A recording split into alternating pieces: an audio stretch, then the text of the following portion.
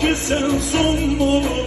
Gözlerine bakınca dünyalar benim oğlum. Susma gönlümse söyle.